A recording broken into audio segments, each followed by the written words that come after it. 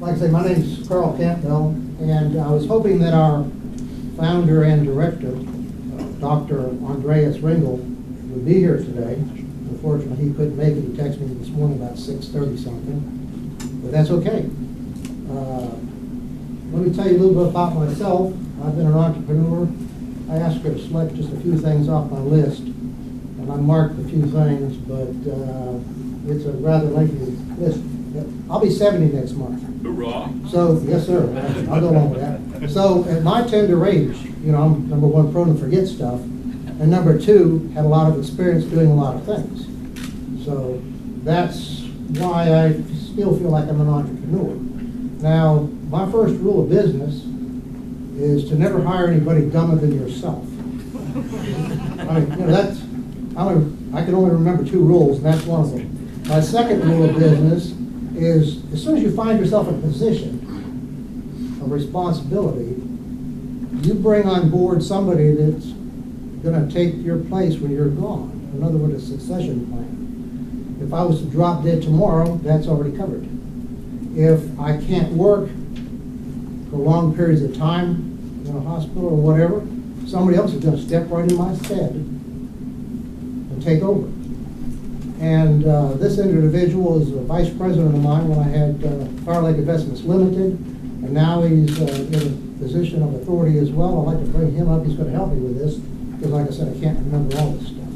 I'd like to bring up Dr. Michael Casey. Mike can say a little bit about himself.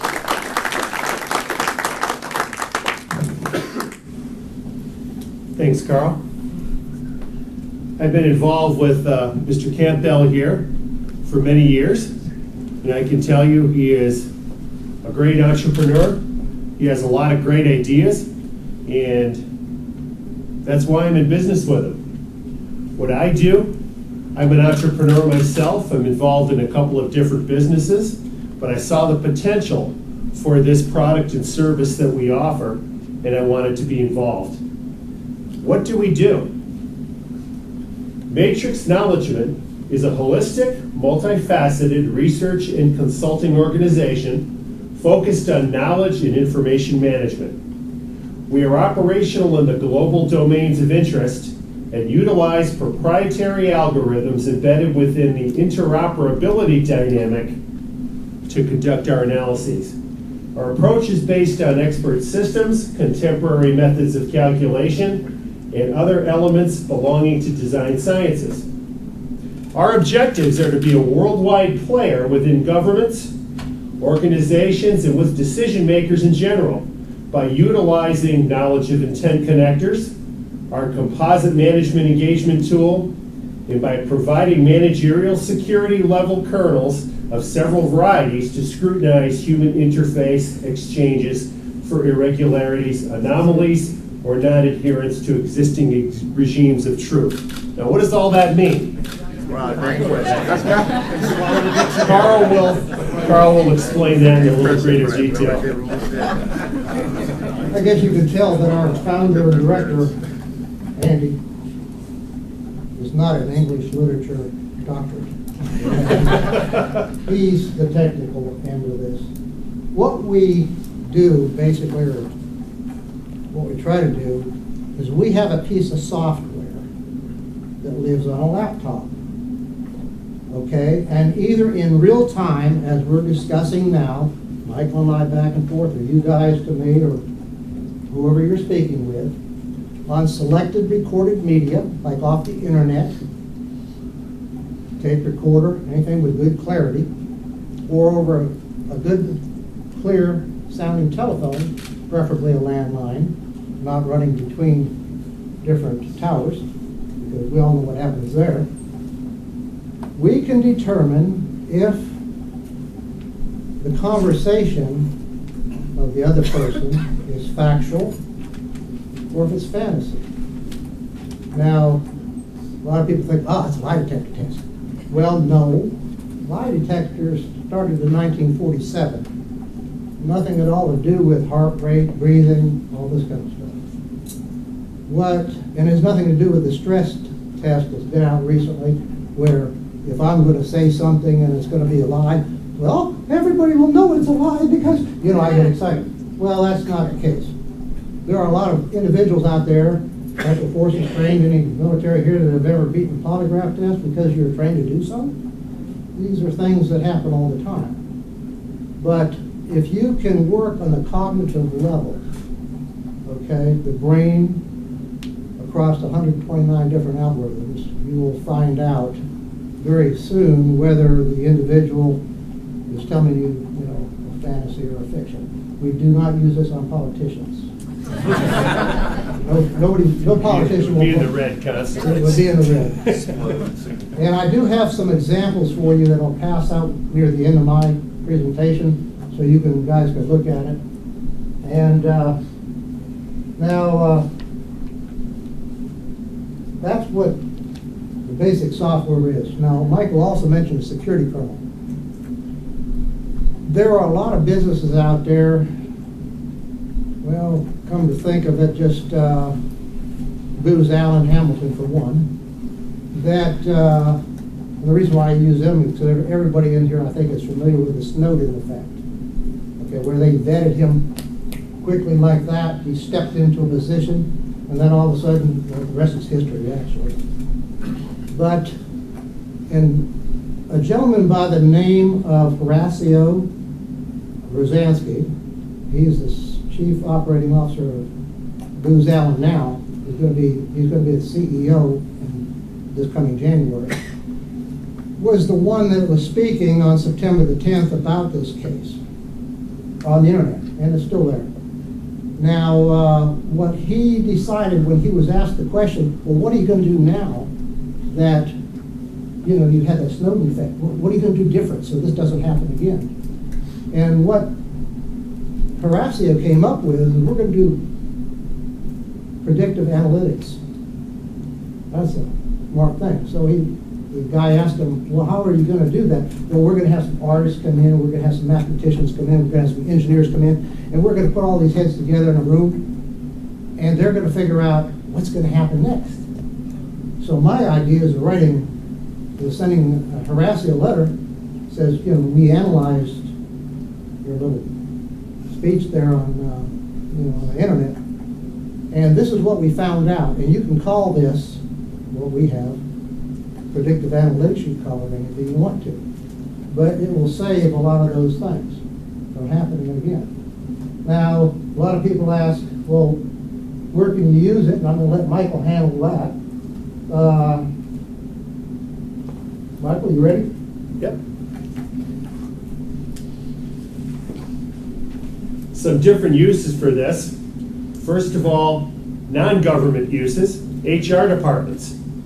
They're often trying to find out whether someone's reliable or not. Outfits like the anti-doping agency, you know, when they're interviewing someone, have you used steroids? No. Might be nice to find out if they're telling the truth or not. The Innocence Commission, national gaming conglomerates, casinos to help reduce their loss, call centers, Boy and Girl Scouts. Be nice to use this to interview a prospective scoutmaster to ensure there's no problems further down the line. Churches that are involved with youth leadership, and any major company which would like to assure itself that its employees are above board and loyal to them without fear of industrial sabotage or espionage. Carl already mentioned Snowden. And how about the dating sites, ladies? Wouldn't it be nice to know whether a person's trying to sell you a bill of goods? Now, some government agencies where this would have an obvious application would be the Border Patrol, NSA, FBI, CIA. How about the military and the green on blue scenario? This tool can be used regardless of language. Be nice to know if you're working with other foreign nationals in a green on blue situation. Be nice to know how reliable they are. Intelligence agencies, correctional facilities, the list goes on and on. Carl? Yep. Thank you, Michael. Now, this is not new technology. It's kind of like the stealth bomber. You know, it was out for 10 years before they dropped the first bomb. Well, then the secret was out. So this has been used in correctional facilities in Montana already. And how it was used, it was embedded with the telephone system. Now, I didn't know this before until I talked to Dr. Turnell, who's one of our consultants. But the prisoner has to pay for his phone calls. Inside of that money that he gives them is the cost of the equipment and our embedded software. What this has done in over 36,000 different cases that it was adjudicated, there were absolutely no individuals that committed suicide because of this. Right, a lot of people say, well, why do you want to commit suicide in prison? Well, there's a lot of reasons, and I didn't know how bad of a thing that was. But a lot of times just the stress of being there, much less the application of the inmates and their affection toward you. But, you know, things of this nature would cause them to commit suicide. There was a suicide in an adjoining correctional facility out in Montana. So he contacted Dr. Turnell, the warden there contacted Dr. Turnell. Dr. Turnell asked for the last 5 telephone conversations that gentleman had. So he got those, and you could see he's okay. He's okay. He's starting to show worry. You know, he's really down, and he's gone. Now, this does not necessarily just tell you, you're telling me a story, lady. It also has a lot of parameters on either side, okay, to tell you a lot more about it and why that individual is there. Now, because of constraints of keeping certain things secret, I can't go into it much deeper than that. But I'm ready to take questions if you have them. Yes, sir. 2 questions. How reliable, and do you have any data on the reliability of your software? The reliability of the software, we're looking at 98%.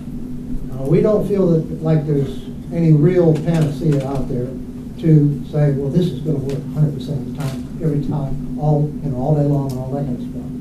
And because you could be informed of something and believe it. So if I ask you a question about that because of your belief, well, you know, you're basically telling me the truth, even though the information is not factual. But Andy's dissertation was worldwide on this, and out of all of the people that he talked with and such, those were the numbers that he gathered. And some people have told us before, well, if you use that and the polygraph test, you know, boy, that would be good. So my question is, okay, so you mean 98% of it's my part and 46% is the polygraph part? Boy, we ought to be really nailing that one. Well, that's kind of stupid, but it just doesn't work like that. But about 98%. Yes, sir. What are the legal constraints? Well, it just depends on how you use it. If you were here on day 1 of 1 Million Cups, Brian Keith, I believe that's that gentleman's name, told you because of the type of business that he is in, he can go a little bit further than your normal HR department. And so that is covered there. Now, as far as regular HRs, okay, there are some limitations to that. What we hope to do is put together a piece of software for HR departments where they can go in and bring it up on the internet and say, okay, I need to ask this question, this question, this question. Basically pull up a suite, standardized for that one particular company. And then we can, he can have the test done on the laptop, submit it to us, we can send it back to him. And that should cover the HRs. But these people that, like the anti-doping, anytime, they are free meat. Anytime that they're going to have a race or something like that, if somebody wants to go check on them, they'll fly them over to Italy if they're involved in a big race. They'll fly the inspector over, they'll take a blood sample, maybe a urine sample, maybe a hair sample, and check them out, see if you've been using drugs lately. Now, our thing to that is, why don't you just give them a call? Say, Johnny, have you been a good boy? And if Johnny says, well, yes, sir, and it comes back negative, well, then send your man over there, spend the money. But if he says, yes, sir, I've been great, haven't done anything bad, well, then save yourself the money. What about that Border Patrol guy? When he's crossing the border and the cartels reach him and say, well, $1 million today, put your kids through college, all you gotta do is look the other way when this truck comes by. So he does. And they take a picture of that, right? Because they're not gonna let him get away that easily.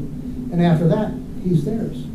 So in individuals like that, or within individuals, that would be the security kernel Michael talked about. Inside of the businesses, the security kernel would basically solidify the inner circle, if you will. Next question. Yes, sir. Assuming that you're going to market this product commercially, right now, you have to disclose whether your telephone conversation is being recorded. Will you now have to disclose that not only is it being recorded, but it's being evaluated? Yes, sir, and it won't be a problem. Because like I said, with the people, with the athletes who take these tests, they have to submit to the test, and it's nothing to tell them that. You're going to have a lot of hang-ups. Not from professional athletes, because if they do, they won't run that race that day.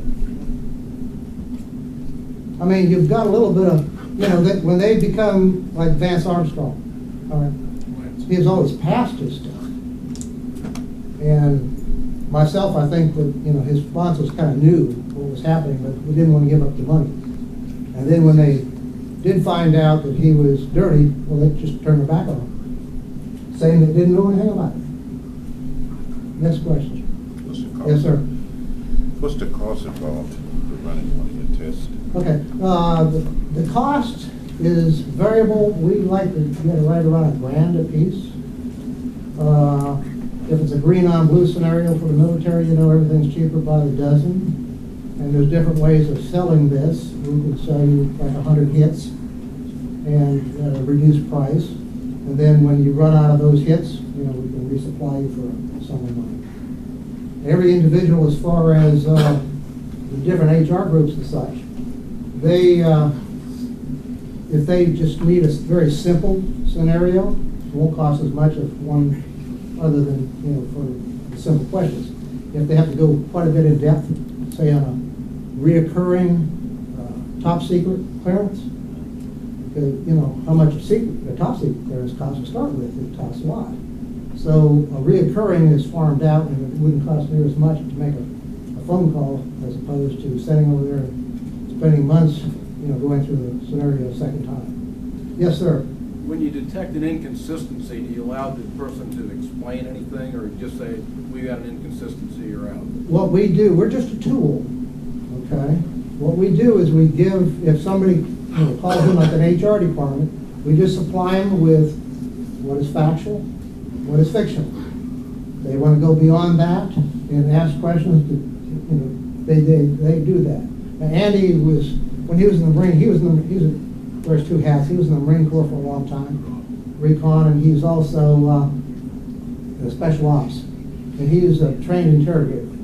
So, he knows how to do some of that stuff. And being on the police department for 15 years, I have a little bit of experience talking with individuals. Sir, I know you say that it's 98% reliable and effective, but how do we know that? How do you know it's? Yeah, how do we know that it's 98% effective and reliable? I mean, do we have any state or federal agencies that have actually used this software? Yes, Montana.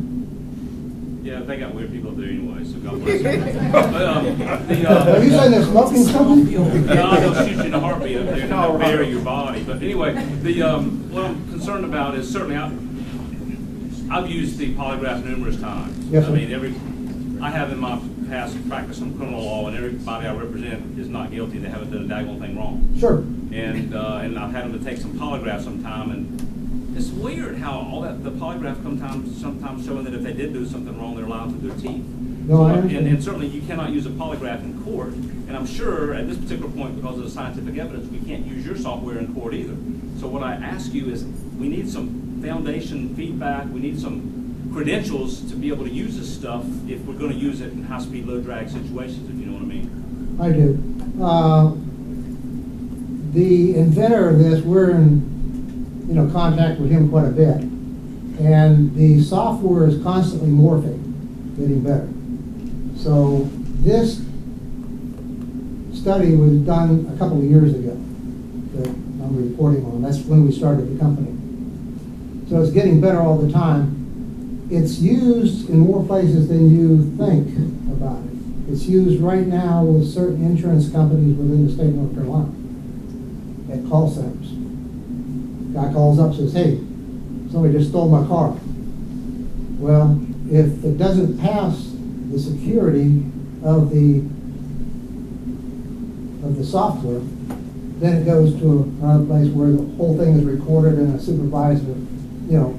So if we'd have talked to OJ, we'd have been good to go, not have to go through that trial, right? Say again?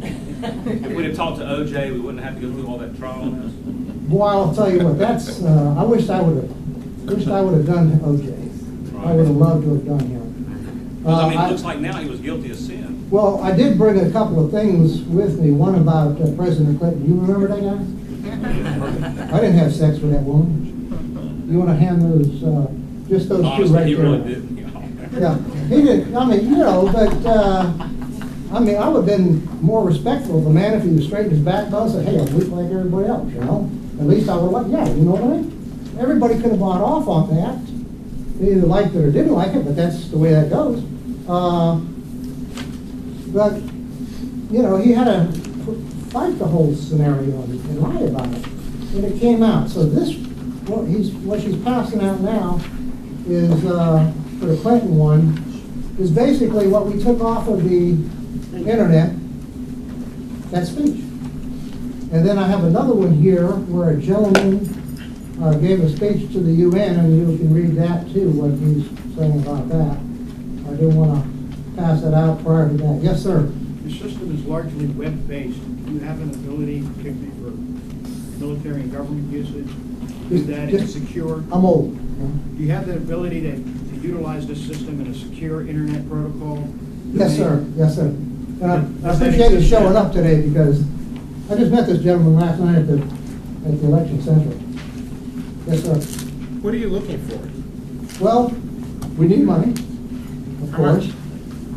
That's, we're going to be talking to some money men the next couple of days. We're basically looking at, we're not going to sell more than 40% of our company for $4 million. So we're going to have graduates underneath that, of course. Yes, sir. Do you have this software patented, or are you about to patent it? Thank you for that question. There is a domestic and foreign patent on that software. So you already have a patent? Yes, sir. Okay. Who's your competition? Yeah, that's a question. Thank you. The competition right now is the polygraph test, okay, the voice stress test, and the all favorite, gut feeling. Again, I just know he's lying, but I don't know how to prove it. And the reason why I say that is this. Right now, we're also working with a company, I can't tell you who that company is, but they are contractors, military type contractors that work overseas and such. And they had a gentleman that came in and says, hey, two bad guys just went in this building over here, and they're really bad. Well, he was given the polygraph 5 times by the CIA, and the CIA says he's lying through his teeth. So, okay.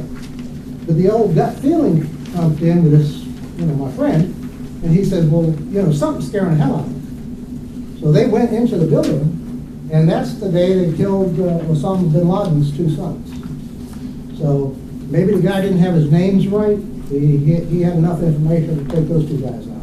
But didn't you earlier say that Colorado uses this? Yes. So No. Montana. Thank you. Montana. But if they use this, then what kind of software are they using? Basically the same thing that we have. Okay. Yeah. Different inventor, I hope? No, same inventor. I told you this is out here about 10 years and nobody knows about it. Now this, Dr. Chanel is the one we're talking about there. He's one of our consultants, and he's also one of our trainers. You might say that it's a whole lot like the polygraph in this particular way. If you have a polygraph person that slept through class, or very poorly trained, he's going to have a lot different answers than somebody that's very good. And same with us. Even though, after you see what I'm looking at there, or what you're looking at, that the software actually does the information for you, where you don't have to really look into it a whole lot and ask it a lot of questions. It kind of open and shut. But you still, like the gentleman back here said, you might want to push back and get further information that wasn't covered. Carl, I'll take the last question. Okay. What can the community do for you? Well, we're looking for funds, of course. We're a startup. We have to pay the inventor X amount of dollars, for different techniques and different software parameters that we need inside of this, especially when it comes to everybody has a different need. So what we do is we put our name on this and get it from him, and we build a package for the different people that need our services. And that's basically what I need is money. But we're getting get the word out now. We're start hitting people real quickly about getting money, and they've already been in, kind of in line. Yes, sir. Sir, one last recommendation, and I've dealt with some, I love that word. It works on both Democrats and Republicans. Entrepreneurs before, but, one thing that you may consider if you can stomach this is put it in somebody's hands for free and let them test it out. And those hands that you put it in, make sure it's a reliable, high-level hand, that when they do use it and see the reliability, you can use them as an example, whether it's DIA or CIA or FBI or Cumberland County Sheriff's Department. And then you may not ever get it admitted in court, but if they see that it works, you can say, you can use them as a reference and then go from there. Yeah, we're already doing that. We have a new computer and the latest software right now sitting off campus that we can do that with. And if I do the test and you get the results, you may believe me or not, but when you do the test, there's not going to be a question in your mind. Is that right, Michael, or what? Yeah. Yeah. Carl ran me through the test, and I passed all the tests. There was a question on one item. You don't have to bring that up. It was the way the question was asked and all that, but again, this is a tool. And what it can do is when you're interviewing someone, it can prompt you to ask further questions. If there's an area, for instance, it might be drug use or have you ever been arrested, and the responses are a little bit iffy, then you can probe a little deeper in that area. And just be careful of those insurance companies because they'll take your premiums and they won't pay you a dime on the money. Really? Dr. King, you had something to say, sir. You said you needed money. How much and when? Well, like I say, we're not doing more than 40%. We'll accept money anytime, but we will not negotiate for that money here, of course. We will negotiate privately off campus. Did I ask how many employees you have, and are you able to fill all your vacancies? Yeah, we filled all our vacancies so far. We have 1, 2, 3 individuals with doctorates, and we have a few people with their masters, and then, of course, there's me. I'm the lowest man in the total board. Dr. King? Have you considered the Innovation Fund North Carolina? We have. We submitted to that. Okay. We went to Conover. Okay. Thank you, sir. Thank you, Carl. All right.